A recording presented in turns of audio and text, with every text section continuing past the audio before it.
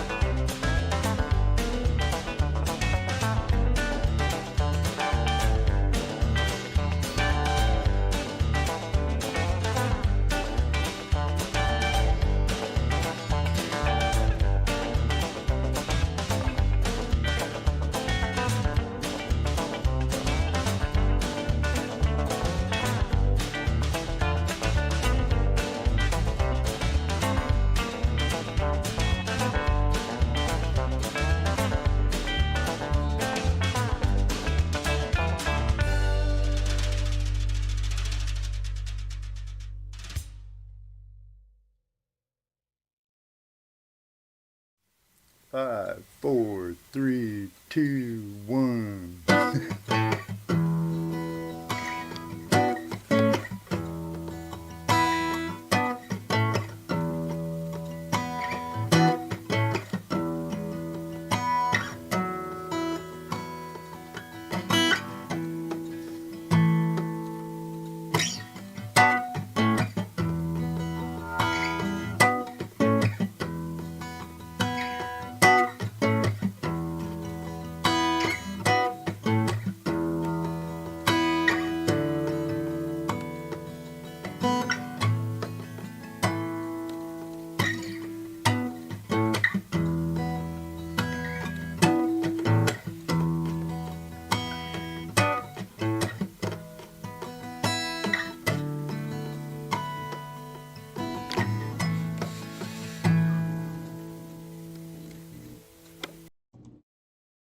Hey, YouTubers and friends, how are you all doing tonight? Welcome to another Tuesday Night Hangout Live. Well, it's time for a good torture on the night after Halloween because I am flying solo tonight with our guest, so please bear with the technical difficulties and the Ed moments. You know I am partially blind. But tonight's guest is author and gold prospector, metal detectorist, Ray Mills. He has Detecting for Gold, Adventures, Trips, and Tips in the second edition also. He also writes for my favorite gold mining magazine, the California International California Mining Journal. So, and yes, I made sure, Jeff, Bill, all of you porn addicts, gold porn addicts, he does have some to show. So, you know, whatever it is, with no more further ado, let's skidoo. I don't know, whatever. Hey, YouTubers and friends, thanks for joining us for another episode of Tuesday Night Hangout Live with ToledoJess, Gano, and I. Thanks for the super chat. Okay, that's just in case someone gives me a super chat, I guess. I tell ya. How are all of you doing tonight, my friends?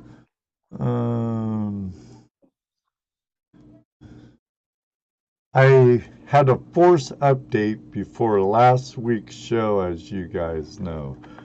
My encoder's not crashing anymore right when I go live, which helps with my not having so many headaches. But I see some of the stuff that I usually have up is not showing. And I'm just wondering why, because I thought I had that all taken care of. Nugget Brain Wade Peterson, how are you doing, buddy? Top notch. You better not be talking while you're driving, Randy, Scotty, Tony. Not to be confused with Swiftwater Tony. David Villa, hola amigo. Donde está usted, or however you say it. Moto Mining, our friend from BC. Bill, how you doing? Ohio Relic Hunter. JP Lunds and more. Gold Guy USA. Shasta County Gold Digger. Excellent. Beautiful part of California. Love the Shasta, Weed area, Wairika. All that area is beautiful. Bold Lion, good to see you. Chris, Goats Firewood and Farms, good to see you. Your boss sent me a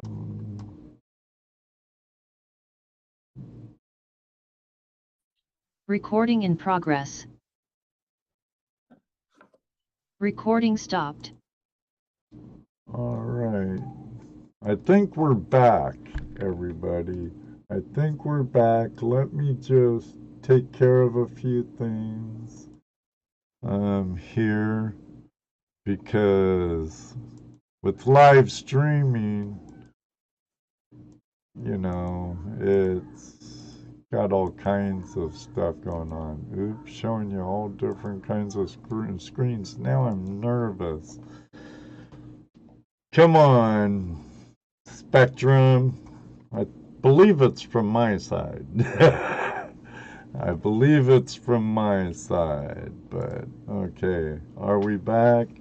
Our guest is back. I need to adjust his zoom a little. So he fits back right. There he is. And all right.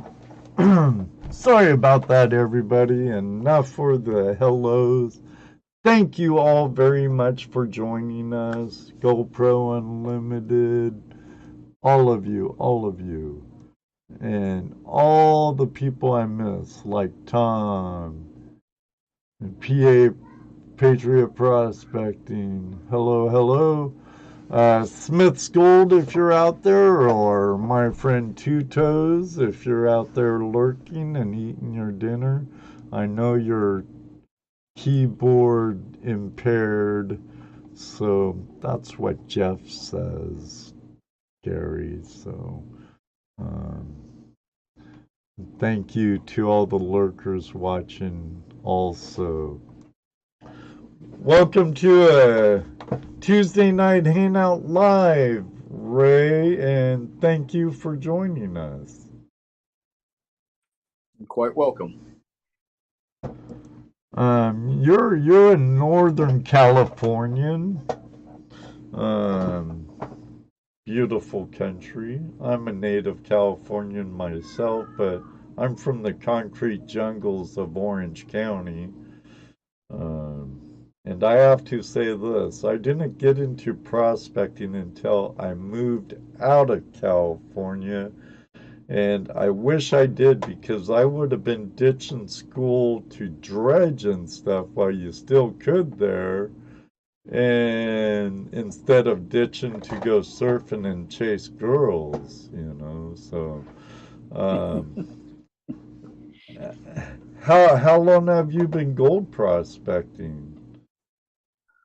I pretty well started with my uncles when I was 9 years old in Trinity County. Oh, cool. Very cool. And so you're a lifetime resident of the area you're in now, right? My children are 7th generation California.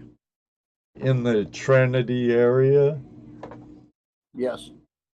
Nice. Yeah, I was like the 5th generation in Anaheim, but then I moved, and then my mom and dad moved. Well, their grandchildren went to college in Portland, and they told my brother, their dad, if you want to see us more often, Dad, and Mom, you're going to have to move up here or something, because we're not moving back to Chino. They lived in Chino Hills, and right. we're not going back to Southern California. And I've already was living up in Washington for a long time by then. And I can't blame them. no, neither can I. There's a reason why, even though I love the oceans, I love the desert and the mountains, the Sierras, and California has so much beauty to it outside of like San Diego, LA, and Frisco, and Sacramento. The rest of the state's beautiful and has tons to offer, but that's great. Beautiful area too. So 9 years old. At the end of the school year for summer vacation, from age 9 until I went into the military at 18, I used to go with my uncles. And the first thing we did the first night was go to the campground up on Weaver Creek and kill a little deer, runt deer or something other, and jerk it up for about a week, pack up our mule and all the supplies we needed, and then we walked to Oregon and back. We would go through the Trinity Alps, the Salmon Trinity Alps, the Salmon River Divide country, what they call the Russian Wilderness now, the Marble Mountains, into the Lieutenants, into the Red Buttes, and up into the Illinois River country, sometimes the South Fork of the Rogue River, and then we would turn around and come back. And I would get back just in time for school. And the gold that I was able to get while we were out on that trip, panning and sluicing at various locations, got my school clothes. Nice. Nice. What's this? Bill Marsh, Ohio. Ed, speaking of Cali, have you seen this recent Bigfoot sighting? Weird one. No, I don't think so. I don't want to get sidetracked from the show, though, Bill, my friend. I did see a Bigfoot in the Pacific Northwest, though, that actually, it's been filmed. Stole a river sluice box with dream mat in it, did a rail slide on a log, threw away his sluice. I'm not sure of the brand. I don't like bashing brands. And stuck the other one he stole in there. So you guys in the Pacific Northwest and in Squatch country, careful of your sluices. You don't want a Squatch to steal it. Thomas Pennyweight Folks saw him too. Hi Liz, how are you digging Connect? Yeah, so I take it you go out every chance you can, huh, Ray? Yes, I do. In between training, I get out as often as I can. I'm retired now from the military, from working in veterans homes and different homes around for older people. And prospecting is primarily what I do right now. Training, writing articles for the California Mining Journal, and going out on my own trips. I would like to thank everybody at this time that is listening. Many of them may know I went through 2 bouts of cancer here recently. I had to beat my buddies. I can never stay on top and have just one. I had to get 2. So I had thyroid cancer and throat cancer. And I just got the clear the other day for both of those. Yeah, we were talking about your throat cancer, and I am a little bit. Well, I'm glad you're on the winning side of that battle, Ray, and thank you very much for your service. Thank you. Flash in your pan, we have a project we do. My co-host and prospecting buddy ToledoJess is a Vietnam vet, and we really care about our veterans, and we offer Take a Vet prospecting project where we'll take them out for a day or a weekend, all expenses on us. It's we supply the gear, the food. If they don't find gold with our help in the river, we'll make sure they go home with gold and a panning kit and experience. Hopefully they'll want to do again and again and again and again and again. Well, I try to lead off all my articles in the friends, Gary and Jeff Smith, They do a lot of detecting. Gary's on Two Toes. You all know him as or on YouTube, you all know him as Two Toes and Smith's Gold. And being a writer for the International California Mining Journal, you probably have been out a few times with Chris Ralph as well, huh? Yeah, I haven't been out for quite a while, but I was with he and his dad over at the claim that they have above Gold Lake quite a few years ago. We had a good time over there. That, I think, was about the only time we've been out together. Oh. Yeah, I've had the pleasure of having Chris on the show a couple of times, and next month I'll have the new owner and editor, Josh, on. I worked on getting, what was it, Scott? Worked on getting him, but I think he was too busy working or something. Scott Harn? Yeah. Oh, he's busy back there building his big, I'm not sure, man cave, barn cave, garage. Man He's cave, on barn that right cave. now. Well, very good. What are you saying, Rock Butcher? Let me see here. That's an honorable job to help out vets. As I mentioned to you last time we spoke, our company also employs vets and trains them to be prospectors. Yes, sir, Jim. It's important to take care of the vets, you know. They put a lot on the line for us. And if they were fortunate to come home, help them out all you can.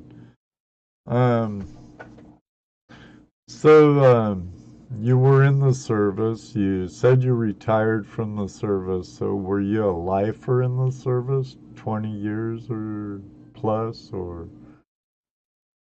Yeah. Okay. What branch of the military? Army.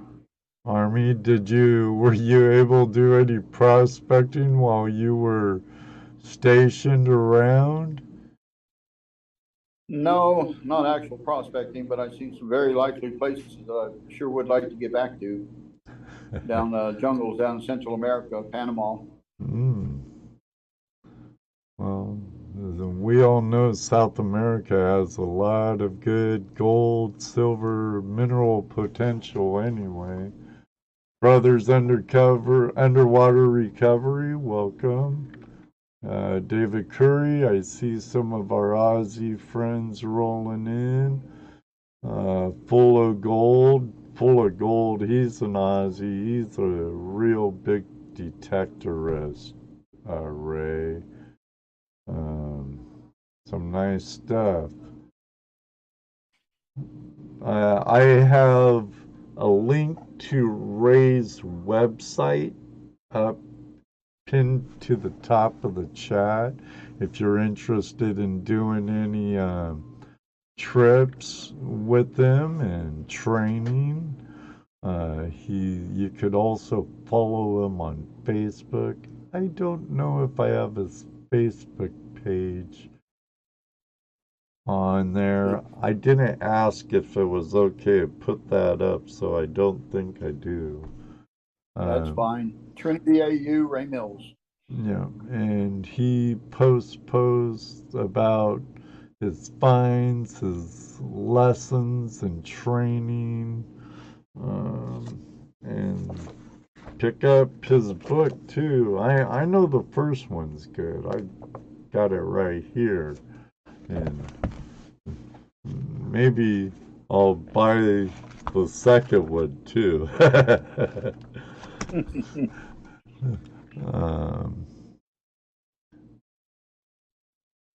Yeah, books to go with it all. You got that right.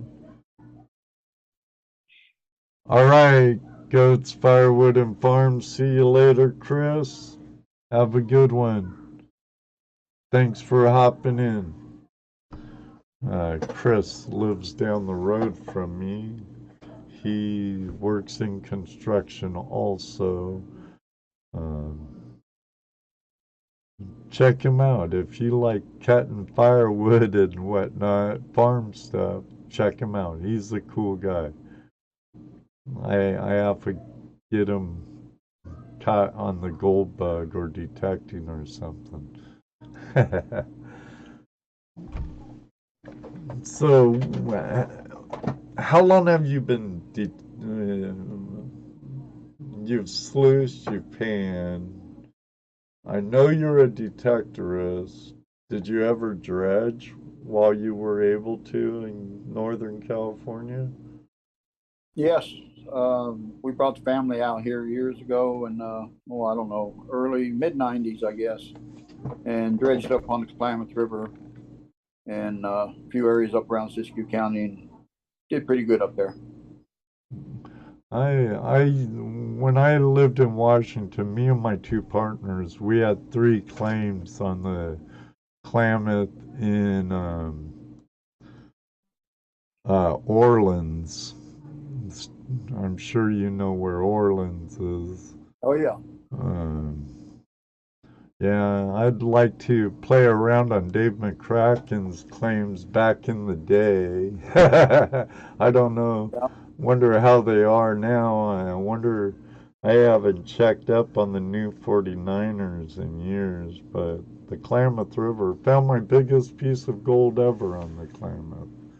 Well, yeah. Actually the Scott River, not the Klamath. But, if you have any questions, please fire them at me, and like Ohio Relic Hunter just did, tag me so it pops out at me so I can say, does Ray have, here, I'm going to prove a point I was telling you earlier, Ray.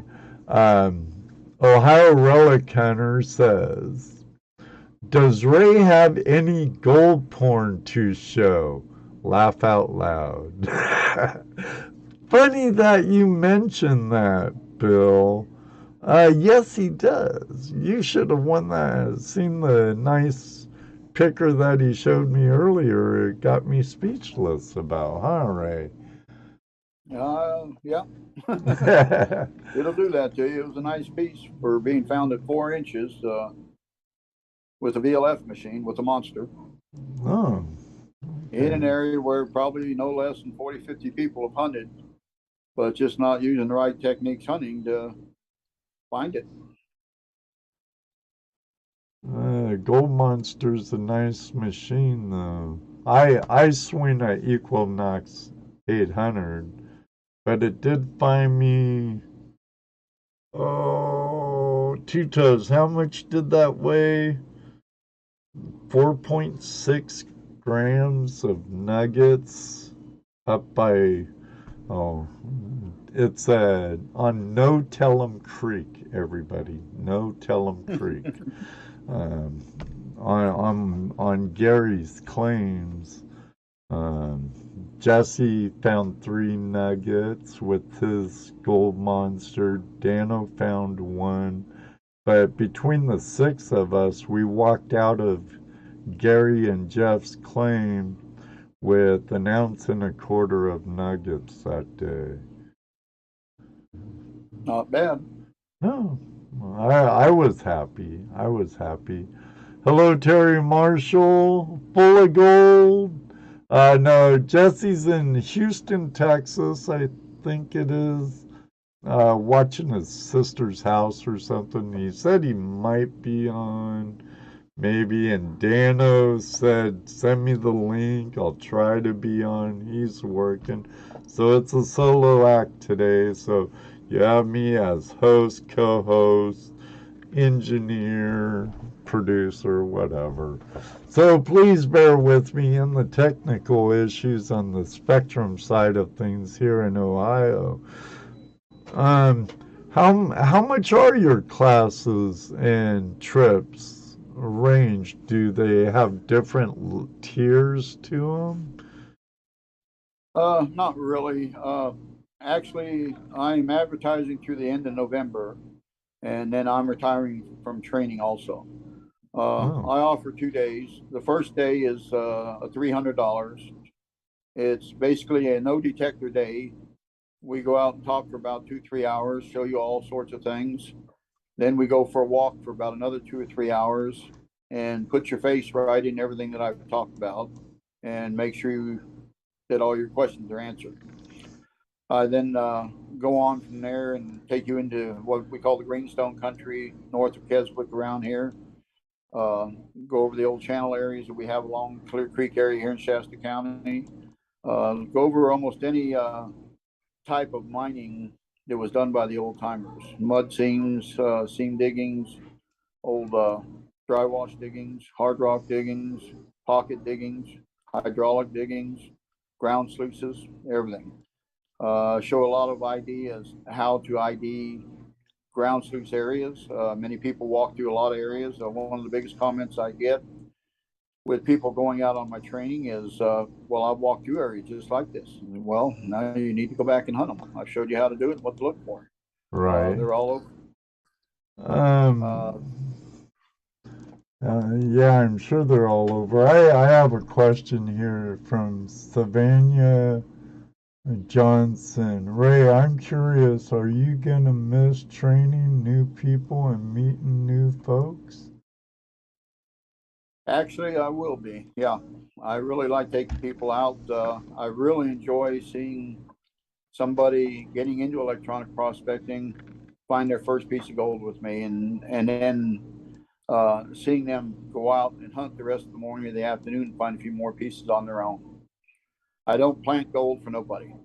I put people over a few pieces if I can hear them myself, depending on what machines we're using, whether they be VLFs or PIs. I try to suit it together to where we both have one or the other, and get people over targets and let them dig them out and go through the process of pinpointing and how to dig and make yourself a playing field and how you can lose very tiny nuggets if you're not watching what you're doing, stuff like that. But yeah, I enjoy taking people out. Yeah, and I'm sure you'll miss it. So, you're retiring from that. Let me see. When did you copyright this book? I've had it for a few years now, though. 2014? Yep. And when did you write the second edition? The second edition just came out this last year. Oh, And if I could address that too, I've got sure. a lot of people that are still thinking that the second edition is just a reprint of the first book. It is not. The first book was 250 some pages with all black pictures, images. The second book is over 500 pages with over 500, close to 550 full color images. Both books are ebooks right now, simply because of the times that we're in. My first book cost $2.50 a copy to print. Right now, at today's prices, with any print house that I've checked, my new book, the second edition, which is an ebook now because of this, would cost almost $35 to $47 a copy for me to get printed. For me to make the same amount of prints that I made on my first book would cost me upwards of $250,000 to $1.8 million. I'm not prepared to spend that kind of money for a mining book that I can put on ebook. Right. I understand people like to have books that they can put in their hands, but I just can't go there on that. Not with today's economy, the way things are. Well, sometimes it isn't feasible to go paperback, is it? Not right now. And, you know, we're living in a really good age for that, too. So everything's about Well, digital. the thing about it, the ebook, is that people can blow up the pictures and look at them larger if they want to.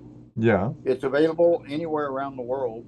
People can change it over into their language wherever they purchase it at.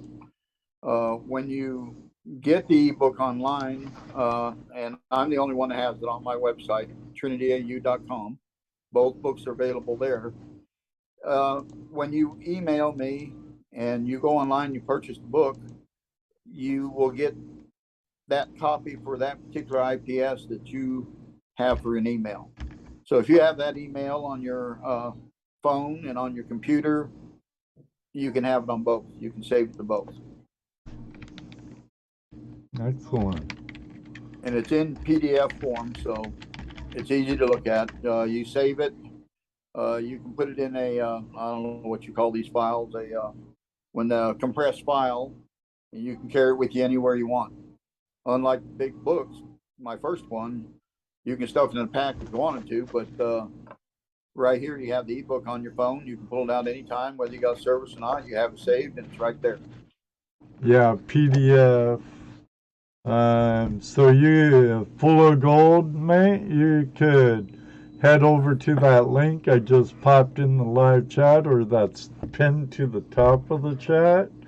TrinityAU.com and pick up your ebook now.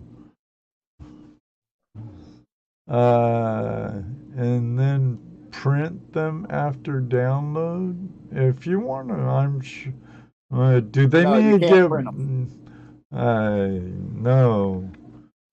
You can load them to your phone, whatever you bought the made the purchase with, that IPS number. You can load it to those items, your computer, your phone, whatever. But you cannot print it, no.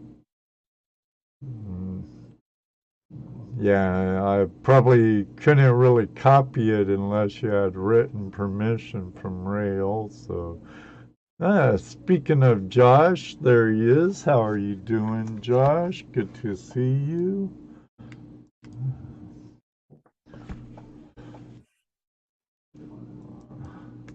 I'm always afraid I'm mispronouncing his last name.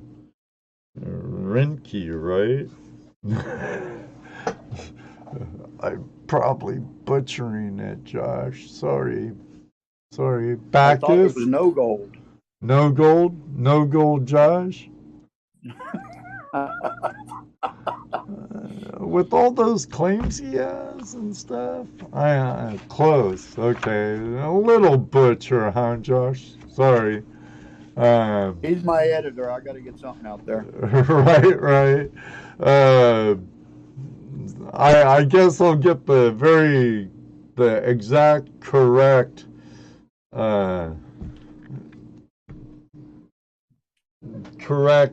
way to say it when you come on next month, Josh.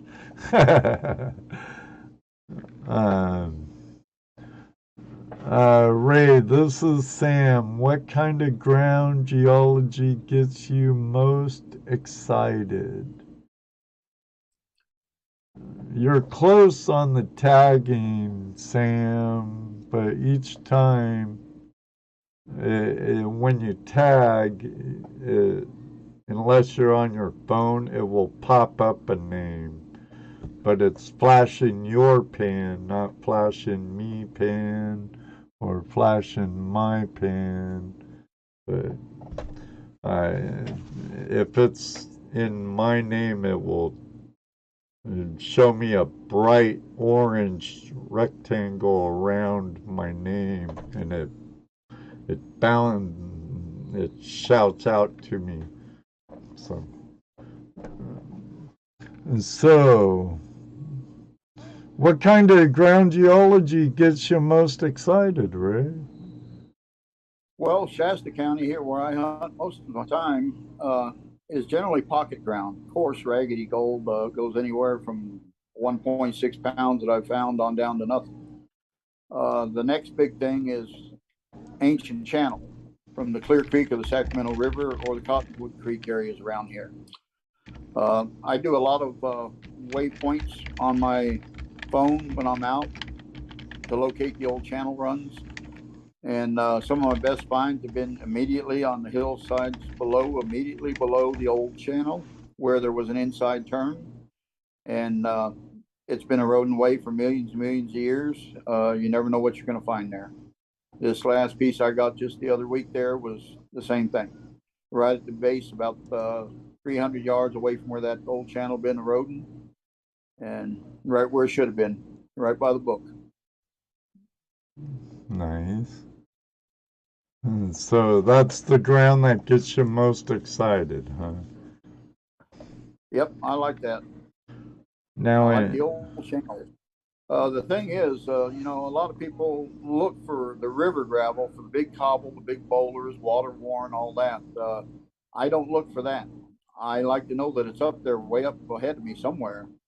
But I like to look for the ground below, the old shale bedrock that old river was on millions of years ago. mm-hmm. That has been eroded away to where there is nothing virtually but just some clay and some dirt and topsoil and a few round rocks here and there, maybe every 20, 30 feet. I mean, you don't have to have a lot of rock to find good gold. I proved that over and over to people around here. So I hunt old channels a little differently than what most people do. I don't look specifically for the channel. I hunt the debris field, you could call it, of where the channel had been millions of years ago. Okay. Well, makes sense, you know. Look for those tertiary channels. Well, I don't hunt tertiary up here. Tertiary and Cenozoic, Mesozoic, all that, those are just time period names. The channels I hunt up here, they're ancient channels, they're old channels, but they're none of those. They're just the old Clear Creek Channel, Sacramento River Channel, and Cottonwood Creek Channel. Okay, a high bench, because we all know while there's uplifting or a cutting of a stream, it leaves benches and old channels right behind. But that's not ancient channel a lot of times. That's just a high bench. True, even though it could be 50 years, 100 years, 1,000 years old. Yeah, it could be 1,000,000 years old, but it's not probably one of the river channels. Right, because the old channel. because after moving to Washington and getting into prospecting and studying the West Coast, before the uplift of the Sierras, if I recollect right, the rivers ran mostly north and south. Correct. And then with the uplifting of the Sierras and stuff, and with glacial action and all that, the river started going from one side to the east and from the other side to the west into the San Joaquin Valley. Or in your case, you're up in Trinity. The Klamath goes through the coastal range and stuff, and right, right out to the Pacific. So. Well, we're in a different setup here. Geological time periods too. This ground over here, the Klamath Knot, basically from 299 I-5 to the coast and to Oregon, is the Klamath Knot, and it's a much older geological area than what the Sierra Nevada is. So you look at things quite a bit differently as to what the ground's doing, what's still there. A lot of what you can look for over the Sierra Nevada, you can't look for up here because it's been eroded away and gone for millions of years. It's just, we're down to a lot of just the shale surface, and that's about it. The Sierra, you still have a lot of ground cover in a lot of places. You can still search and hunt and find lodes, you know, pan up the creek and the gold stops, go right up the hillside, and you got gold. Over here, it's a little bit tougher because that's all gone, eroded away. There's nothing left. So you have to work a little harder for your gold up here in this country. Yeah, it's amazing how different techniques are and stuff, no matter where you are geographically in the state, like northeast or southeast compared to like us in the Midwest, or like back home in even southern, central, or northern California and Oregon and the Pacific Northwest. I was pretty much strictly a dredger back there and some high banking, but mostly dredging. Now, that's hard work. Yeah, I dredge a lot here too because they still allow dredges up to 4 inches here without any um, Army Corps of Engineer paperwork and Environmental Protection Agency crap. Pardon my Right. English, but um, so Well, what you just stated earlier is one of the reasons I started training quite a few years ago. I had friends come up from the Sierra, and they seen how different it was to hunt up here. I mean, basically detecting, but when you start hitting different types of geology and setups and stuff, different scenarios out in the field, it kind of overwhelms you sometimes, slows you down. So they suggest, well, maybe you ought to start a training course, Ray, because this works everywhere. And that's exactly what I did. That's what it was founded on.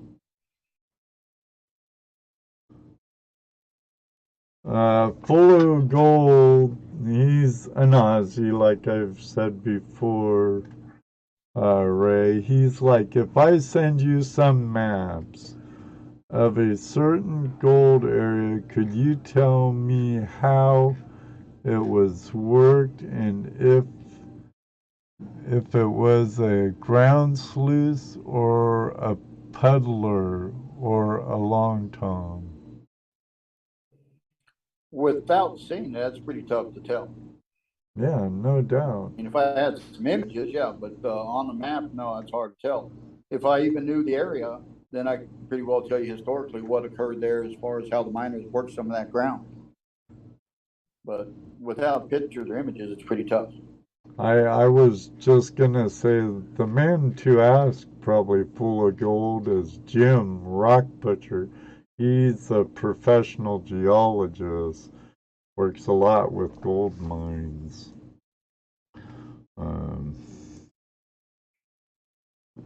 Now, what are you gonna do when you retire? I don't know. Go out prospecting by yourself more often? Yeah, I'm going to try to keep doing that. But the problem I got right now is just getting old, and then getting retired and having time on my hands is my wife not wanting me to go nowhere by myself. So I'm having to overcome that. I can understand that, even though I'm guilty, especially when I lived in Washington a lot, I was guilty of going out by myself a lot. But, back then I couldn't afford a satellite phone, and I don't even know if they had them. There's some gold porn for you guys. Better to, should have took a screenshot. Teased ya. Shoot, I lost track again. You showed that nugget, Ray, and I lost track again. No worries, Graveyard Buddy. Shoot. Oh well, guess it wasn't that important. Oh, back then they didn't have satellite phones and stuff, or even cell phones for that matter. So I would just tell my wife where I was, the township range, where I'm going, approximately which quarter of it or location on that. Because the township's, 100 square miles? So,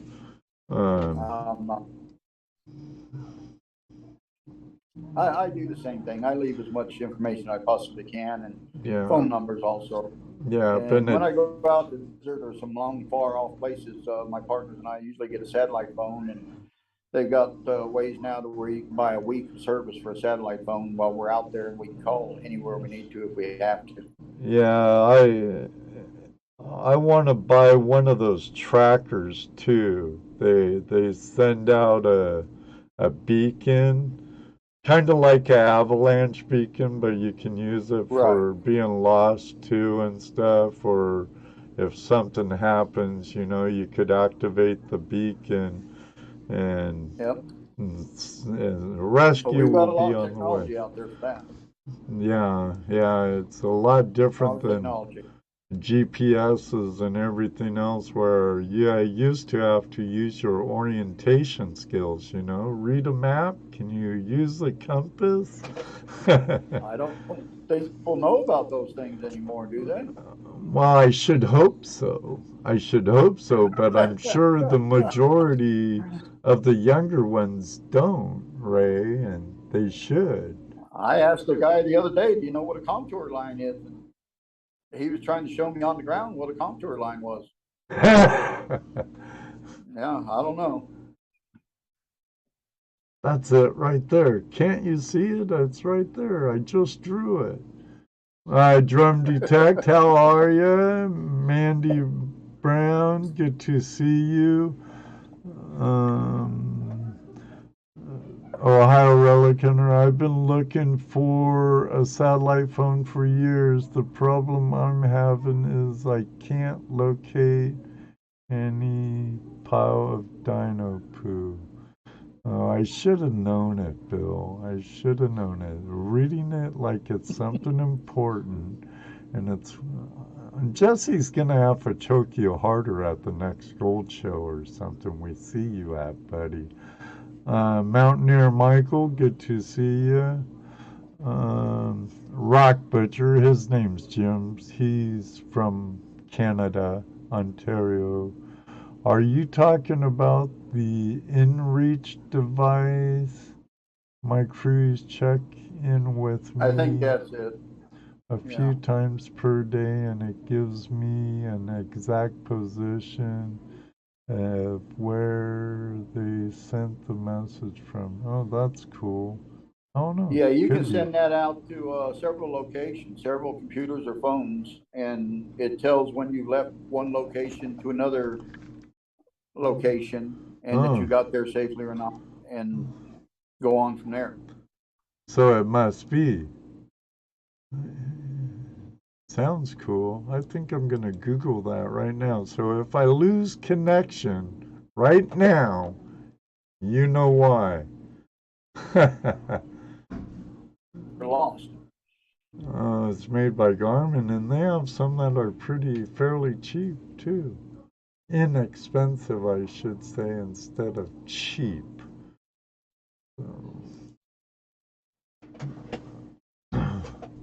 Um, can you do me a favor and show that nugget or a couple of your nuggets, or these guys will come burn me out of my house or something? Ooh, a little closer, Ray. Little closer. Oop. Yep, right there. Beautiful. Beautiful. How do you like that, Jeff? How do you like that, Bill? Ray, you have something on your chest. What?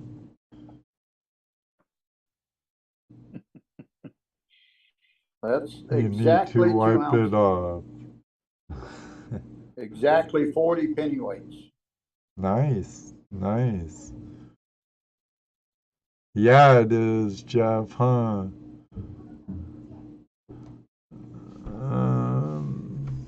Drum detect. Does Jasper often have round nodules in it? I found a large piece in my last video. I don't know. Are you a geologist, or would you call yourself a geologist? I could see asking Jeff Williams that, or Chris Rao. No, I'm not a geologist. I don't claim to be a geologist, but from some of the geologists that I've talked to and had through my course, I probably have had more hands-on as far as what I've seen out in the field with gold and different scenarios the gold shows up in than probably many or most geologists that deal with gold. And I've been told that by geologists. Okay, we have a geologist I in the don't think room, and myself I know that much. he's answering the questions. I love geology, but I am far from a geologist. Oh, me too. I know the basics of what I've got in this country around here, but that's it. Yes, sir. I know what to look for gold.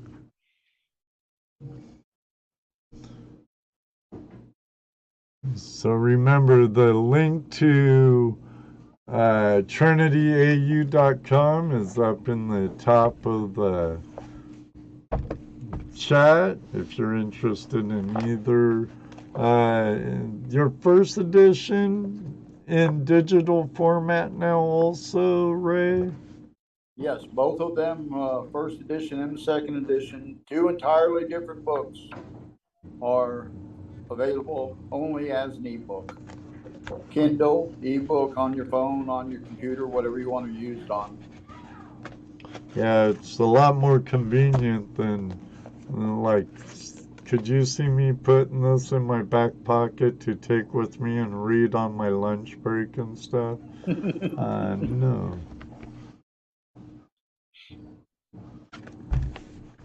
Oh, it's Scotty's post pen. What the heck? What'd you do?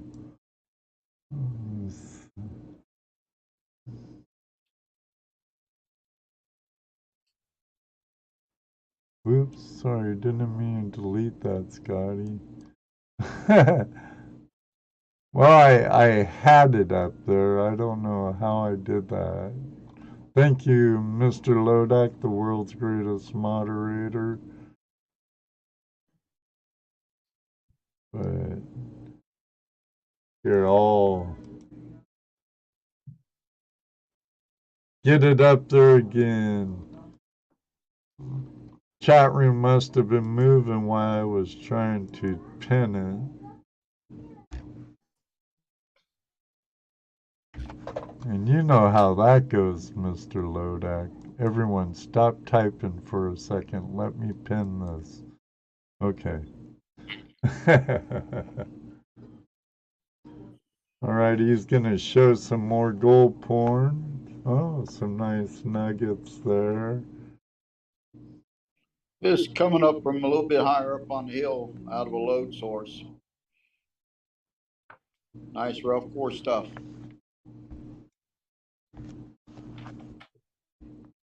Nice. When and where did you find those? I bet you could tell me for each one. Well, there's No Tellum Creek, North Fork, and East Fork, and South Fork, and Middle Fork. Of No Tellum Creek. They're all in Shasta County, though. I definitely understand where you're coming from. Now, this is all found locally here in Shasta County on public lands. Oh, nice, nice. And It's not claimed public lands, just open public lands. Non-mineral entry public lands. Yeah, we have a lot of area around here because of Shasta Dam and a few other things. Having big Superfund cleanup site here on Spring Creek, the biggest one in the United States, as far as I know.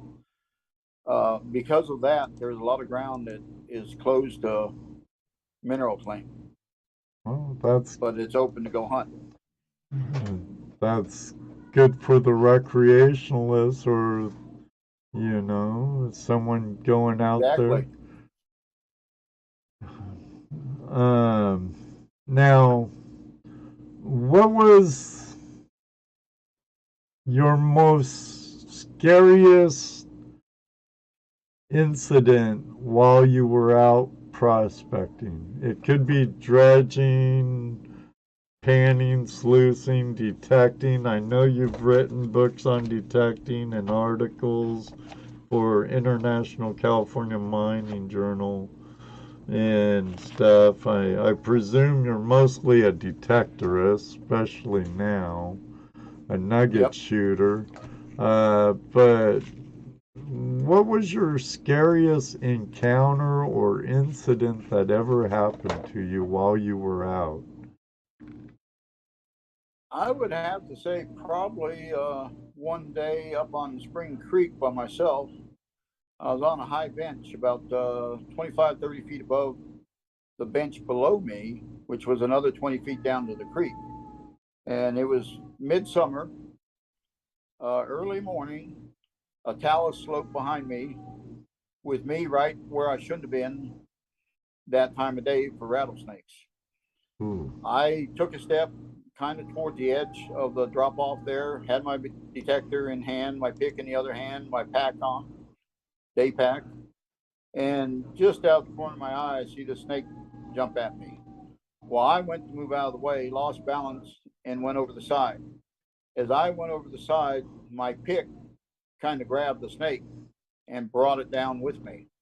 So as I come down and hit the bottom of the bench, all banged up and everything else, and kind of, I was not knocked out or anything, but kind of come to as what had just happened. I hear this rattling. I look over, and about 2 feet away is that rattlesnake still right after me. I took a rock that I could find right there and just hit him, and that was it. But yeah, that was a close one. It got me a little jittery. A second one, probably I would say it might have been the worst one, would be the wife dropped me off one day for about an 8-day trip up into the Trinity Alps to hunt for gold. And as I went up the trail, I could smell something, and I'm pretty sure it was probably a bear, but I didn't think nothing of it. I continued up the trail, and then I could hear a big bear up ahead of me.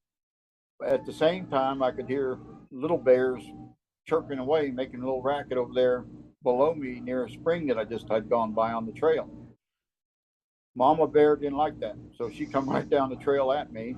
I went off the edge of the trail, again on a pretty steep talus slope, and was close enough to where I was holding on to rocks with my pack on and everything else. It's probably about a 50-pound pack that day, with the bear taking swipes at me from up on it and dripping snot and spit and everything else right into my face. She finally, the little cubs made some more noise. She finally turned around and went back to them. The bush and the rock that I was holding on to gave way. I fell on down the way there about 20, 30 feet down a scree slope. Again, with all that happening, here comes another rattlesnake that day. And that one wasn't too close. I kind of shushed it off and it was gone. But picked myself up, recomposed myself, got everything back up, kind of sat there for a little while, waited for the bear to get out of the way. Actually seen her moving up with the cubs up the trail the way I was going. I turned around and headed back down to a friend of mine's house, Ray Fullerton on Canyon Creek there, about 2 miles down. Called my wife up and said, hey, something's not right. I don't need to go in there this trip. And she come back and picked me up. Wow, talk about, wow, from rattlesnakes to mama bear. Some more candy for you boys and girls out there. Hey, There's Matt. the monster gold. That's us detected with the gold monster. That thing here is some small, tiny pieces, I'll tell you. I've had a lot of people, I don't like to compare machines much, but move your hand forward a little. There you go. I generally like to use machines that are dedicated to hunting for gold. The Equinox, for example, is a good machine. Mine Lab pushes it as such. It has the gold mode, prospecting mode, whatever you want to call it. Right. But the monster, as far as I'm concerned, will outdo the Equinox any day, especially when you hit hot clay and mineralized soil. Oh, yeah, without a doubt. You may find some smaller pieces still that are comparable to both machines. But when you hit that hot clay and you start talking about depth of finding those smaller pieces, it's a whole different tale. Yeah, I was contemplating taking my Gold Bug Pro or my Equinox with me on the trip, and the Equinox won. I did find some nice gold with it, though. So. Oh, it's a good machine. I just would just as soon have a gold monster, though, anytime over. I'll tell you this, though. even though I know I can relic hunt or coin shoot with the monster still because it will tell me non-ferrous or ferrous. Um, because where I live, I bought the Knox. If I lived out west in Washington, Oregon, or California again, and was closer to like Arizona and Nevada, I'd probably buy the Monster, or if I had the money, the SDC. You know, I like how that folds down. I like my Mind Labs, though. I got two, and I like them. Yeah, I'm kind of partial to Mind Lab. I grew up detecting, starting with the first Garrett's, went on the old white 6000 DIs, big 2 foot long blue metal boxes, and moved up to Fisher's when they came out with their Gold Prospector and then their Gold Bug. And then the Gold Bug Pro, which my first book, quite a bit of that was with the Gold Bug Pro. But things change, and like I've told a lot of my friends, I have too good of a name to not change with something that's for the good. I have a few companies that I have tested for, and they get irritated with me because I tell them, well, there's another product out there that's a lot better than yours. Sorry, I can't lie to people that I'm working with and seeing every day. There's a better machine out there. There's a better machine. 1 second, Moto, but username Savannah Johnson says, Ray, this is Josh. What's been your all-time favorite gold detector combo? Right now it has to be the 7000 and the Monster. The GPZ 7000? Yes, that and the Monster. Between those two, it's pretty hard to find pieces after that unless some new technology comes out. Yeah, that has a big price tag on it for a guy like me. Not in gold country, you know. 'Cause I contemplated on the Monster, you know. The price was fairly, not much more than my Equinox. But after I got the 6-inch coil and an extra lower shaft, and that's what I found my nuggets with Moto. Moto Mining's on Vancouver Island, British Columbia. But that's what I found my gold in prospector mode 2, I believe it was, with the 6-inch coil. I just wish, now, I can't get real technical and geeky like into detectors because I only used them as a certain type of tool in my placer mining. Like I told you before, I was more of a dredger, and you know you usually don't sweep an area you're dredging with a detector. You know, Right. and now you know with the Knox, if I was only going 10 feet deep, I could now though. But I usually use it to locate like lead and man-made heavies, bob wire, baling wire, and Yeah. then I, if that fell out there a little upstream maybe or in a slight different location, a few inches off, I hope my gold's there also. But I that's what I found my nuggets with when we went to the Motherlode Moto was the 800 with the 6-inch coil. I just wish it, like on the SDC, that's oh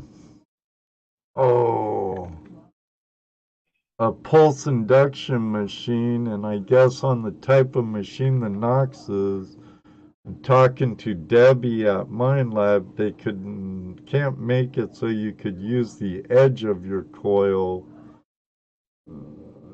to go down into cracks like you can with a pulse induction machine. And I wish you could, because my friend Gary and my friend Todd, they were getting gold we couldn't pick up with our Noxes because our Noxes wouldn't detect from the outer edges of the coils, and theirs would. Right. Yep, it's all in knowing your equipment. And one thing I like to tell people too is because they ask about different machines all the time, it's the equipment that you are used to, that you have confidence in, that you like, that you're comfortable with, is what's going to find you stuff. Technology beats out in the end, but there's a lot of places that people haven't been to. If you had a place that was private property nobody's ever been on, all you need is a Radio Shack detector. If you're hunting public lands like I do, you need to try to keep up with technology as much as possible. But still, the more confidence that you got in your stick yourself and what it's capable of doing, the better off you are. Oh yeah, we always say learn your tool. I'm learning. I'm trying to learn my tool. That's for sure. Along with persistence. Persistence is a lot of this game. Now, Terry Curry, he's like, Ray, do you ever use a Falcon MD-20? Actually, that's how I found my big nugget in the help of a Gold Bug 2, and a MD-20 is how I found my big nugget on the Scott River. Have you ever used the Falcon MD-20? I have never used any pin pointers in my training course. I teach people that you've already got a BLF that you found a target with. You dug the target out. Why do you need a pin pointer? Well, I guess learn how to use that machine effectively. I guess with the nugget shooting, you scoop it into your scoop or in your hand, and you wave it over your coil. No? No. I don't use a scoop. I use my hand, but you have too much body salt in the body to wave it over. You need to drop it on top of the coil. Slowly. Okay. If you have teeny tiny pieces like what I showed you a few minutes ago, found with the monster, right, then you drop a little bit. And once it's isolated, you drop a little bit from about 2 inches above. And once you've got a little bit of a pile, not a lot, dump that off and continue doing that till you get the target on there. If you put too much soil on there at any one time, those tiny pieces, it'll buffer it and you won't hear it, and you'll throw it out every time. Oh. Note to self. They're very subtle, some of those tiny pieces. You wouldn't believe how many tiny pieces I've found in people's holes, very shallow holes, that they heard, they dug, they got it out. It was on the belly when they heard it, but once they got it out, it turned on the edge, and now they can't hear it. And most people don't even know enough to go ahead and kick the pile down, run the coil over it, see if you can hear it. Spread that whole pile out till you get onto it again. A lot of times, some of the confusion with many people I've trained is hot rocks. Mm-hmm. It takes a while in a particular area because hot rocks are different everywhere you go, every geological area. And there's some teeny tiny hot rocks that can really sound good, but there is a subtle difference to them. And I get fooled every now and then also, but a lot of the times too, it's just not correct procedure, what I call it, coming up on a piece of gold. Everybody wants to go right over the pile right off the bat. Come back to clean, quiet ground where you don't hear anything. Then inch forward slowly till you hear it. Go around the other side. Inch forward slowly till you hear it. Isolate it, exit out. Then you've got it. Get it up on a high little ridge of ground there where you get your hand around it, pick it up, or use your scoop, whichever you like. Okay. Full of gold. Do they even make the Falcon pinpointer anymore? Yeah, they still make it full of gold.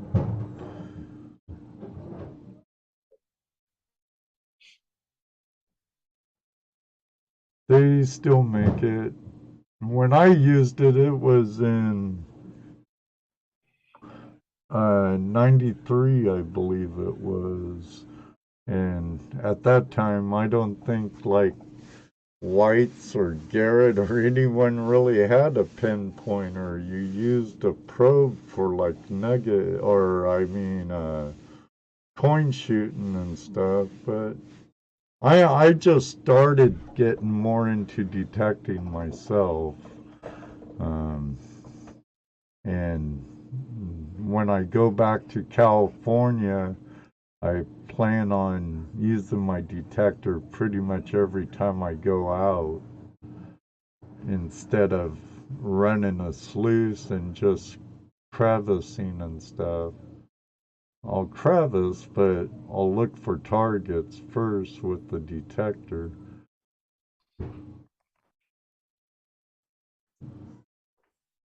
Uh, Ohio Relic Hunter, the Falcon MD-20 has been out for so long they should be up to the Falcon 200 by now. More gold, guys, more gold. Look at that. Better get your fix in now. GoPro When I take Unlimited. people out training on the second day training, and when they're actually using their detector, I hunt also after they get used to what they're doing and start finding pieces. And this is what I found just in the last 2 weeks, taking people out training while they've been hunting. All right, little out and up. There you go, perfect. Nice, nice. It's still out there. Anywhere you go, any gold district you go to, there's still plenty of gold there to get. You got to take your time, be persistent, learn what you're looking at geologically, and have a good machine that you're capable of using and that you're confident in, and go for it. And go slow. Too many people want to swing way too fast. Too many people want to cut the grass rather than stay on the ground. Stay on the ground, close as possible. Hi, Deej. No worries, sis. I hope you get feeling better. Yeah, I try to go by my relic hunter friends' words and some of the nugget hunters I know, nugget shooters, low and slow. But I'm not even really a detectorist, and it drives me nuts when they walk fast and there's swipes. I I swing my detector like I'm painting a car. Well, I there's overlap my coil swipes. that's the big thing you have to do is overlap coils. I can tell you this though, that there is no correct speed as to how to detect. Almost, except for the monster, because it has no threshold you're hearing. But any of the other machines, VLFs, PI, anything you hunt with, you have that threshold. If you're moving too fast and that threshold is not solid line to where you can break it with the target, Yeah. you're not going to hear stuff. You're not going to hear it. You may get an obvious piece here and there, but you're going to miss a lot of pieces very easily.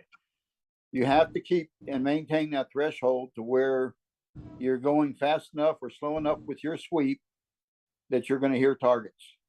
If you're hearing 2 or 3 hot rocks and a nail all at the same time, you're going way too fast.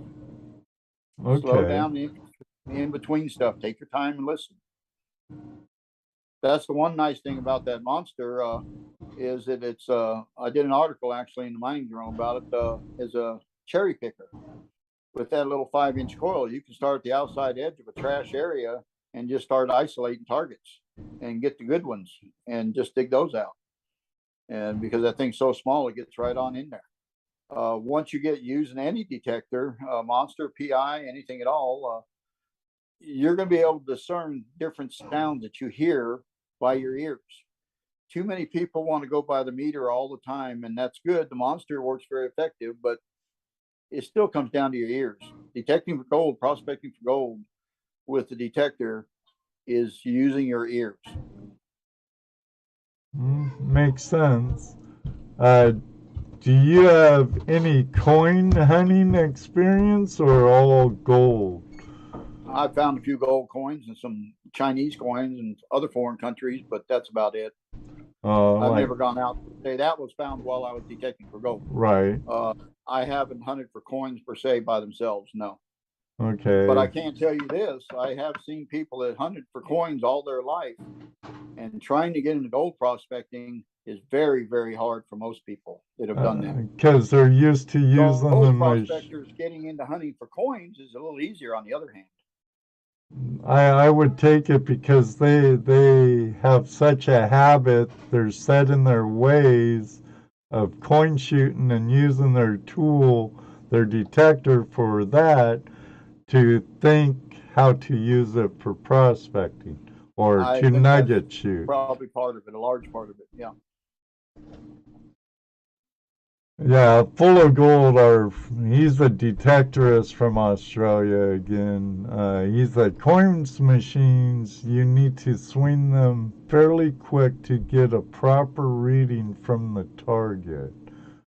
And probably for I coins. Don't know. I couldn't say anything about coin machines. I don't know. I wouldn't begin to. Rock Butcher, he's a geologist, Jim. He says an Aussie buddy of his over in Mongolia was a detectorist, and he found lots of old Mongol arrowheads of different shapes plus a lance point. That was totally cool. Were they copper, Jim? Because unless it's a hot rock, it's not going to sound on a detector. So I don't know if flint is. Iron. Okay, yeah. Okay, Deej. Get well soon, girl. I know you've been sick ever since you got back from England. Stony Creek Spark Chaser, how are you doing? From the 1200s. Yeah, probably iron. Josh from International California Mining Journal. The angle of Ray's camera makes his head seem really small. Oh, come on. All right. Okay. He's using his phone, Josh. Give the guy a break. Give a guy a break. Let him know I haven't written this month's article yet. It's in editing. Oh, you're the editor. I'm sorry. It's on his computer. Had to lighten the mood. Did a good job, Josh. Good job.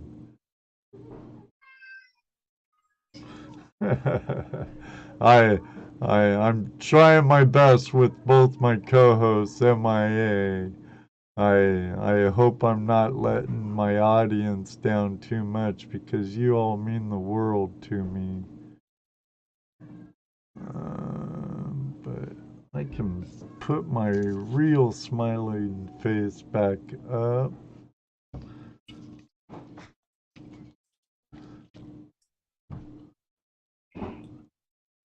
Here's a couple, 5 or 6 covers I've got on ICMJ over the last few years. Can you see that? Yeah. That was a nice nugget there that was found on the Old River Channel, way away from where any channel was in place, about a half a mile away where it had been laid down millions of years before, just found by indicators, knowing what to look for. And what kind of indicators do you look for? Plant indicators? Rock indicators? Well, for Old Channel, there's quite a few things for Old Channel. I like to find river worn rock, especially. Right. You want that, and then you want to have You're cutting plenty off of your head now. huh? Your camera was Yeah, cutting off your head now. yeah. For some reason, I'm coming on with a low battery while it's charging. I don't know what's going on here. Uh-oh. How much time have we got left here? Oh, we got a half hour or so. Okay, well, yeah. Let me see if I can figure out what's going on with this thing. Why it's not charging? It should Or be. until we lose you. Yeah. We'll see what it does here. It may be that the way I had it set up here. Let me see if this is going to make a difference. Okay. Yeah, let me try that. Okay. I look for flat rocks in the old channel, in areas where the old channel had flowed. Flat rocks are specific gravity rocks. Takes a lot of water for them to move, even in the old channels before it got laid down. So if you find areas where there's a lot of flat rocks, specific gravity rocks, you generally have heavier materials. Darker colored rocks, iron stained rocks. Lighter colored are usually lightweight material. Those are some of the indicators I look for. I like binders. I like where the old channel got laid down and there's clay binders to hold the gold. Types of bedrock that it's in. I don't like to hunt anything but shale. I don't turn my nose up at gold and anything else, but I prefer detecting in shale because shale does such a good job holding the gold. It's fantastic. It gets down there deep and you can get it out. Yeah, it's quite Granite fractured. Granite tends to be smooth and stuff. Right. Like shale or schist. Schist, I would imagine, would be good too. But yeah. Am I okay right there? Because it seems to me that it's not charging because it was horizontal. that's fine. If it's charging, that's fine. Okay, I'll just stay like this then. Yeah, there's a lot of different indicators that go into hydraulic pits, ground sluice operation, things to look for. Interesting one that a lot of people don't think about is groundhog holes.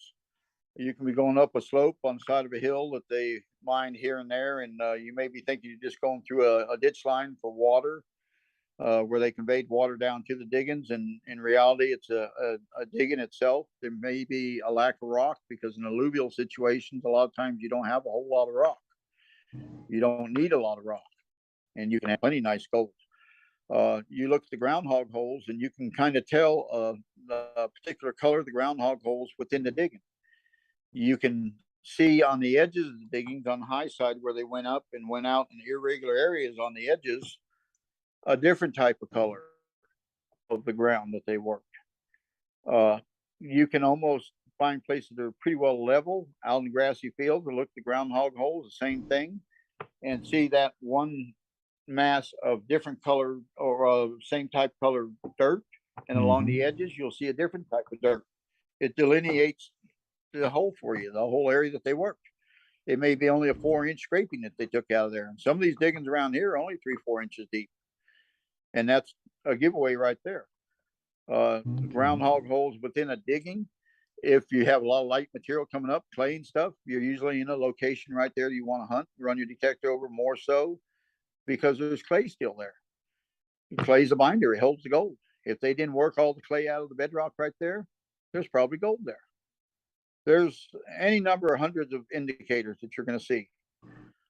Digger pines in California, which are, we're not supposed to call them digger pines. They're California gray pines. They grow in areas that have been denuded of soil.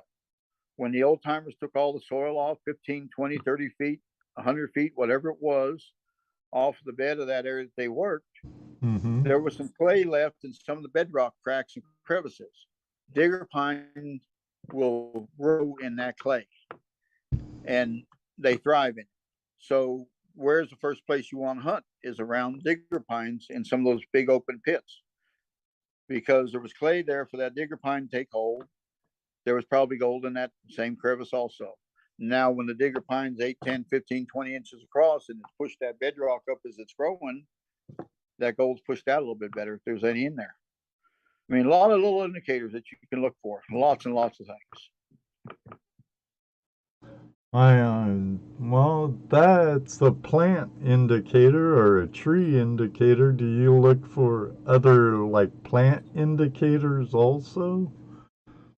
Not too much. I have had I've got a couple areas that I'm still trying to figure out what happened on out here in Shasta County. That dill, the plant dill grows in a particular type of soil out here, and where you find dill and where that soil is, for some reason, extremely coarse, irregular gold, smaller pieces are found in those areas. If it threw gold out, that's what you're going to find right there. Oh, interesting. And I don't know what the association is with it. I haven't figured that out yet. Yeah, but there is an I know like desert buglers, they grow in heavy mineralized areas, and so does cattails and other plants. So I was curious. Now, here's a hypothetical question for you, Ray. If money was no object, permission was no object, no limits. You could go anywhere you wanted to go, anywhere, and nugget hunt, nugget shoot. Where would you go? I would stay basically right here where I'm at, Shasta County, Siskiyou County. I would like to spend, if I spent time, it'd have to be 5 or 6 months in Australia. But I'd like to have a lot of time over there. I think I could learn that country pretty quick, pretty easy, and do pretty good at some locations. Right. But I'm happy right here in Shasta County. I think if I went to Australia, I'd lose my passport.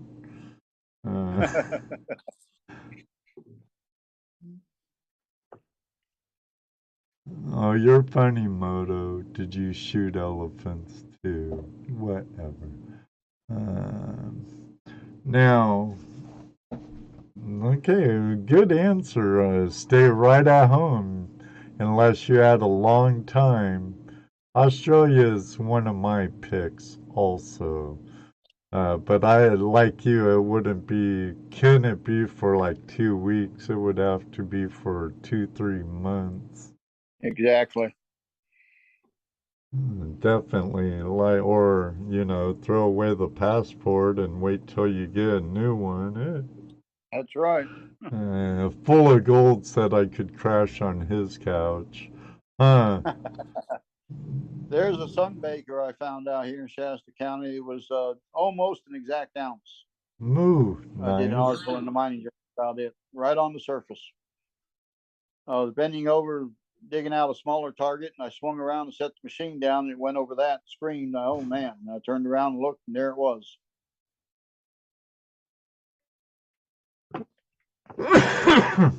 Pardon me. That's a nice one. Now, do you display a lot of your gold, or do you sell your gold? I hold on to quite a bit. I don't try to get rid of it. Yeah, I know many types. Some that have it in separate containers, and they could tell you how much and where they found every single one, which a lot of us can. Yep, I can tell you that. And some will never sell it. I used to be quite the displayer, but now I pretty much sell what I find. Yeah. This is an article I got the cover on the Mining Journal of after the car fire here in Shasta County. That's some of the gold that I found. That's a friend of mine digging in the burn area there. We did quite well up there on coarse raggedy gold. You can see it's pretty rough stuff coming out of pockets, out of clay pockets, clay seams up there. Did very well after the fires.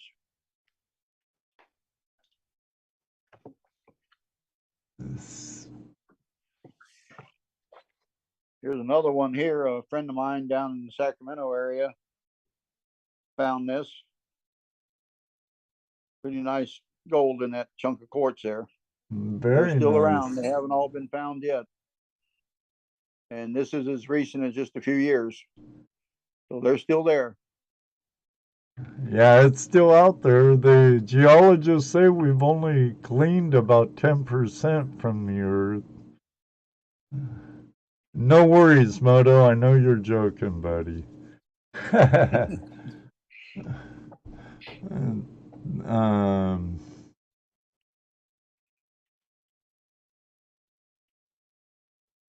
This one here, sideways, you guys can kind of see about how thick that is. Oh, looks like about 3/8 thick to 7/16 half inch. Pretty close to it. Yep. Yep. A little thickness to it. Yeah, and it looked like it was about as big as your thumb. Yeah. Pretty close. Pretty close. Pretty close. That's a nice find. I'm sure I would display a lot more and keep my gold a lot longer if I was able to get out, like if I still lived out west or something. Yeah. Well, that one there surprised me the other day when I got it, because I've been wondering the last couple months if I was going to find another decent piece anywhere before I go, because I hadn't found a piece over an ounce now for like 5-6 years. I found a lot of them close to it, but that one surprised me. I found a lot of multi-ounces. I've got 3 over a pound that I found here in Shasta County over the years. But I thought I was all done finding them, but they're still out there. Oh yeah, my friend Bennett, we call him Bedrock Bennett.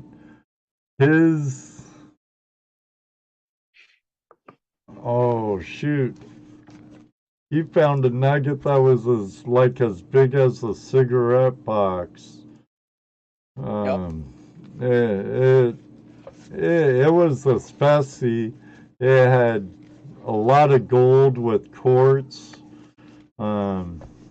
with still the host and stuff. It was I only saw a picture of it, unfortunately. But yeah, it's out there. And not just in California. It's in Oregon. It's in Washington, Idaho, Nevada, Arizona, even Ohio. No, not really. Oh, yeah. No, I've actually been surprised at some of the size gold we found here. Of course, it's all glaciated, unlike back there where you have a lode presence also. Right. Yeah, there is. You lie, Jeff. He's like no gold in Utah. Oh, there's gold in Utah. Yeah. Southwestern corner. I know. They're natives. They're utopians or Utahoians. they're like no gold here. When I get a certain age, I am gonna sell all my gold and silver and splurge all of your hard work. Otherwise, someone else will benefit it. Well, I kind of relate with that right now, Brad. Brad's another Australian metal detectorist. I can't eat it. I'm not getting any younger, and if I could sell it and invest in some crypto or bank it, because one year our gold prices could be outstanding, and who knows how long that will last. So, but hey, over a pound. Gold Guy USA. I found 1 1/4 ounce under Ray's teaching. Take his class before he's done. Yeah, definitely. He's retiring soon, so um, there's one of his pupils right there in the room and giving him a 5-star review. Who was that? Well, his handle is Gold Guy USA on YouTube. Okay, I'm not sure who that is. Thank you, Josh. Have a good night, and I'm looking forward to having you on the show in December. That reminds me, though, because I didn't have our usual banter with the boys before our guest. A lot of you know my mother died a couple weeks ago. I'm still waiting on information about her. She's having 2 memorial services, one in southwestern Washington and one in Orange County, California. Because of weather and lodging reasons, I'm like 99% sure I'll be going to the Southern California one. So I'll warn you if I have to cancel a show. I just want to bring that up while I was thinking of it. Thanks, Full of Gold, mate. I appreciate it. I appreciate the love the community has given. Tim. Gold Guy USA is Tim. It means a lot to me. Okay. Yeah, I've got it. Okay. Means a lot to me, everybody. But she was old, going on 92. She couldn't use her hands no more. And the medications doctors had her on, too much medicine's not a good thing. Will there be a Zoom or online memorial? I'd like to attend. Maybe. Maybe I'll go live for it, Full of Gold. Yeah. My mom would probably really get into that. She's been really supportive of Tuesday Night Hangout Live and my YouTube. That could very well be a thing, Full of Gold. Thank you, Jeff. But I was thinking about it, so I might as well bring it up. No, not yet. It's kind of all messed up, Jim. But hey, that's for another show. We're at 20 till 10.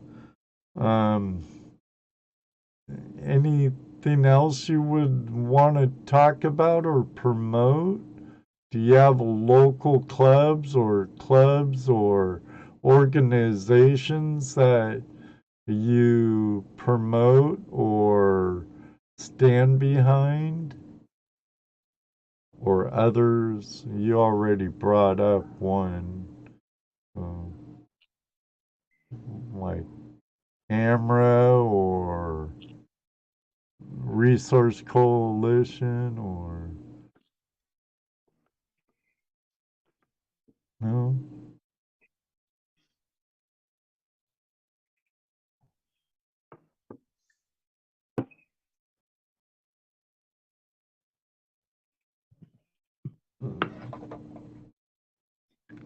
So when you retire, you're going to detect all over your own neck of the woods as much as possible.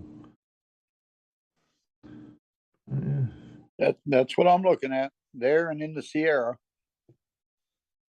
Yeah, you'll have more time to stretch your fingers out a little farther, huh? But the Sisakue's a beautiful area. And Yep. how's the gold area like? I believe Amra has a claim in the San Luis Obispo area. Is there a lot of gold in the coastal range?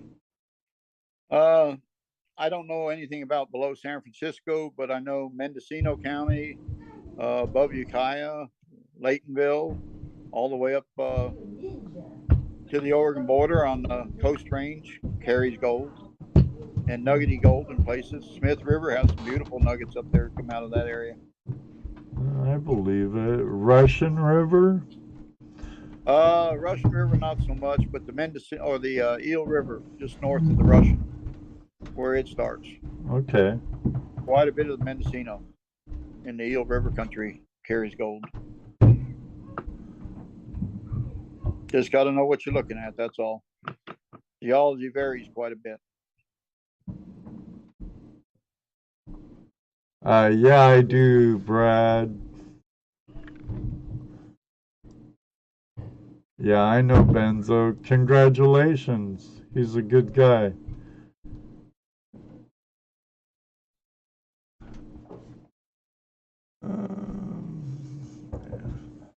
Well, there's the link still pinned to the top of the page.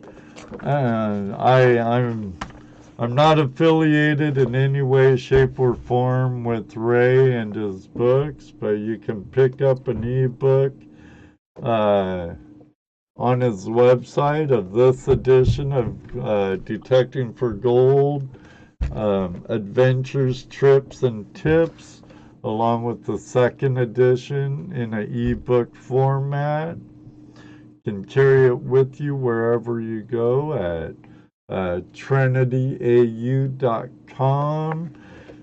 And remember, Slim Chance, don't sound like he's gonna be able to do any more training once he retires, because he'll be busy putting all that knowledge to use, finding his own gold. Well, I'm advertising till the end of November.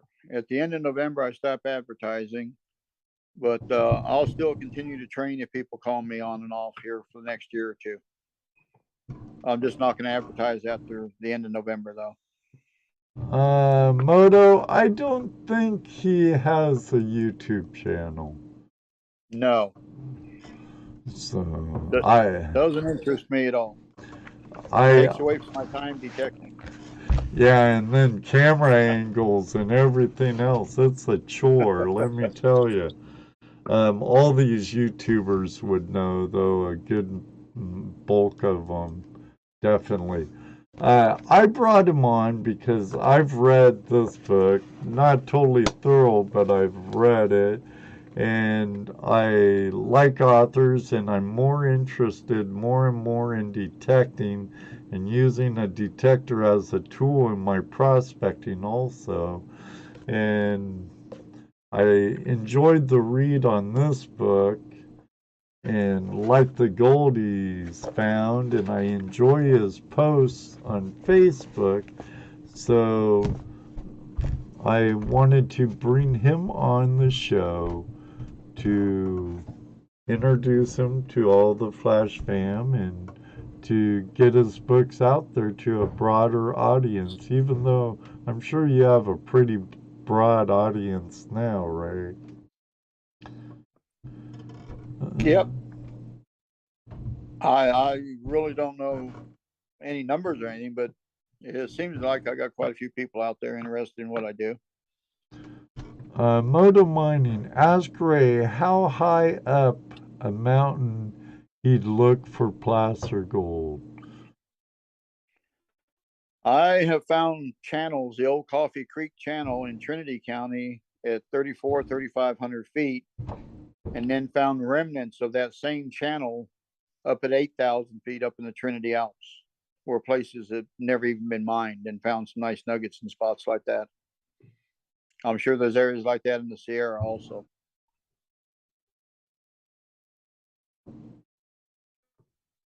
And oh, I'm sorry, Savannah. I know you said your real name, but it's slipping me at the moment. He says, Ray showed me how to use my gold monster, and I found my first gold with him. Something I will never forget. Take his class. Tell Savannah I said hello. Ray says hello, Savannah. Savannah Johnson. Josh. Thanks, Josh is Mr. her Lodak. husband, yeah. Okay, that's right. They're coming out here to visit me and hunt here sometime next week or so. Nice, nice. What are you gonna hunt for? Gold. Should have known. I didn't know if maybe you hunted elk or deer or anything other than that too. No, just gold. That's it. I do look for crystals occasionally, but gold more than anything. Crystal hunting's pretty cool. I like all kinds of things that make me go, ooh, that's pretty. But I really do enjoy finding some good gold. Here's another cover here. That's some pocket gold that was found in some shale, in a line of shale. It's sitting on an old lead milk cap. Ones they used to use the lead and seal them off with a wire to make them tight. For old milk jugs. Put them up on top of there. They showed up pretty good. Robert, a friend of mine, is in the background. You can see Manzanita there on the shale where he's hunting. So again, close around them Manzanitas a lot of times where they took all the material off, but they left clay. Wherever there was a crack and a crevice for something to grow, you're right on top of it. That's probably where there's gold left still. Not always, but quite a bit.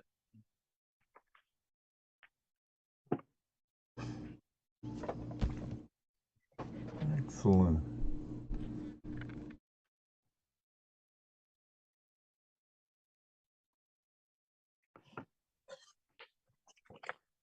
Here's another one of my hunting partner, George. A nice nugget he got that was about 5-6 penny weight out of an old, right at the base of an attic where they pulled material out. You can see it there next to the penny. Pretty nice looking piece. Yeah. All he was doing was raking material back and just going over it and popped them up. And there they were. So a lot of different ways to use a detector. A lot of different methods. Nice. Yeah, it is. Mine dumps for specimens, tailings. Yeah. Bucket line dredge tailings because they only classified so much and then the rest went out the back. Have you ever dredged bucket line dredge tailings? No, that's something I've never gotten into. Too time consuming, and I've never done well at it. A little bit of time I've spent with it. Dixie doodle bugs now are a different thing.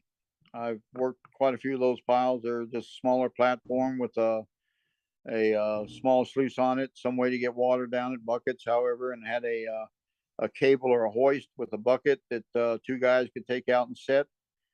And they primarily worked where the big dredges couldn't get and where the old timers couldn't get into the water. And they got pretty good recovery. And if you can find those little drag line marks around some of the old mining areas there where there was a pond for the big bucket line dredges, you can do pretty good in those locations.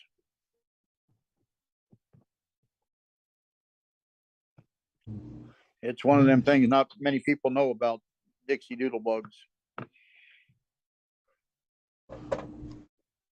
Yeah, the name's kind of drawing a blank on me. Dixie doodle bugs?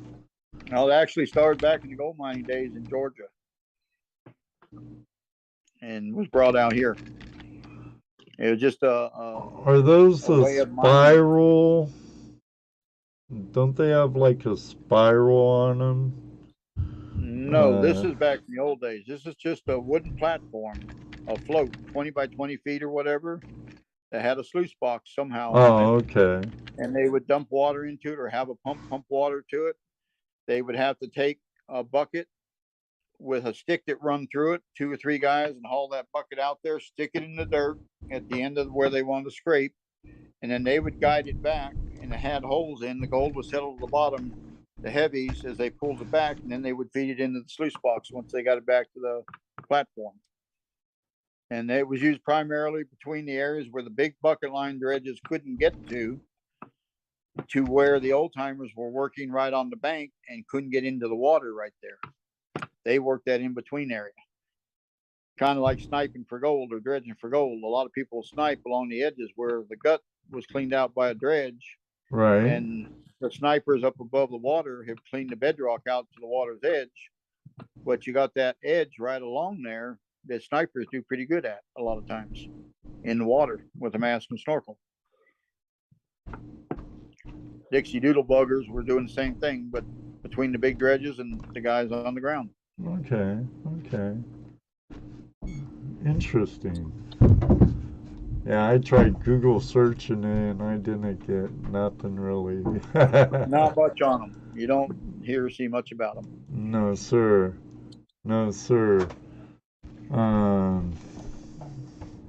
Yeah, it's about that time. Ray, I appreciate you joining us tonight on Tuesday Night Hangout Live.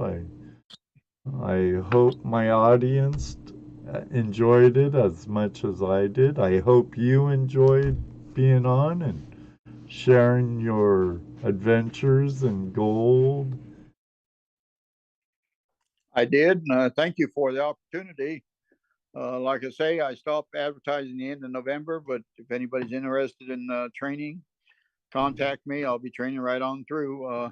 Just not advertising no more. That's all. Okay. TrinityAU.com. And I'll put a link to his Facebook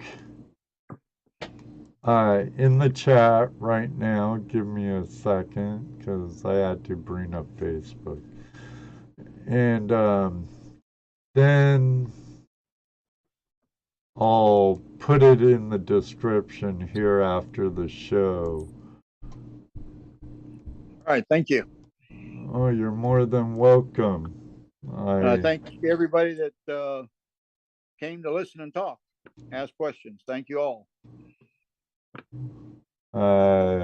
They're great guests. Thanks for joining us, Ray. That's GoPro Unlimited. Moto Mining's like amazing guest. Gold Guy, yes. Bill, Ohio Relic Hunter, excellent guest and show tonight. Thank you. Brad, Rock Butcher, says, thank you, Ray. Pleasure to meet you. His name's Jim. I enjoyed it. I'm sorry I was kind of distracted. I'm trying to wear 2-3 hats at the moment. I got spoiled with my co-hosts, huh, guys? You've done a pretty good job, I think. Well, I appreciate it. Yeah, we're not cutting it too short at all, and I greatly appreciate all of you joining us tonight. Let me get my list out here. next Tuesday, we're having a metal detectorist joining us. He's known as the blind detectorist. Shane from See It My Way 1. He finds all kinds of cool treasures and relics. I appreciate you joining us here tonight.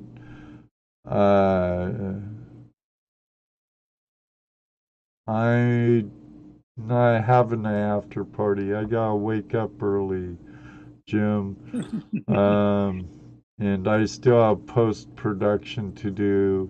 I need to trim the fat on my live stream and turn it into an audio track and upload it so my podcast listeners over on Spotify have something to listen to, because I didn't do it last week.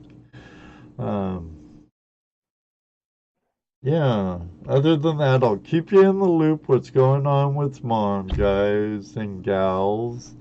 Next week is See It My Way 1. Shane's gonna be joining us. And until... Oh, I do have some edited material coming up. It's treasure hunting, but it's not gold. But it was a great time nonetheless.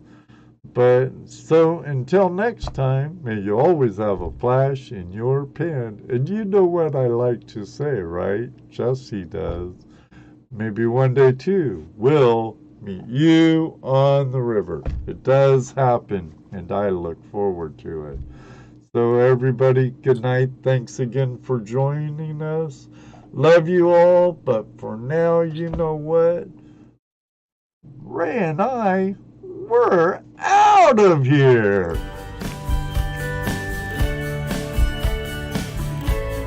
Thanks, Brad, Rock Pusher, Derek Curry, Mr. Lodak, the world's greatest moderator. Ed, did it material? 5, 4, no, it 3, did not. 2, Go 1. Guy, thank you very much. David Villa, mi amigo, thanks for being here. Moto Mining, Earth Radio, always good to see you. Savannah Johnson, thanks for joining us. Josh, all of you, greatly appreciated. Nugget Brain, thank you very much, Wayne.